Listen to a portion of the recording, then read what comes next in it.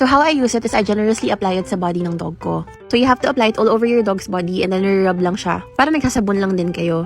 What I like about this product is all natural siya. So it's made with neem, coconut oil, lavender, aloe vera, and madre de cacao. It helps reduce itch, neutralize odor, detangle, and moisturize yung pet's coat. Mild lang din yung formula niya so you know na it's safe to use for your doggy. Dahil nga waterless shampoo niya, you don't need to wash it off. Ideal to have, for example, when you're out of town, or galing kayo sa labas, or kung gusto nyo lang linisin yung dog nyo in between the regular bath times. So after spraying this all over Macy's body, wini-wipe off ko lang yung excess using Riri's pet towel. This towel pala is specially made for doggo, so it's made to be very absorbent. By the way, if you're wondering ano amoy ng Happy Life Naturals, para siyang may amoy na citronella. If you're familiar with that, ganun yung smell niya. Very earthy and herby yung amoy niya. Yung mga ganitong klaseng amoy, effective talaga siya to neutralize yung odor. So binablower ko lang pala si Macy para maging fully dry siya, pero you don't need to do this. Kasi dahil nga waterless shampoo yung gagamitin natin, hindi naman sila super basa.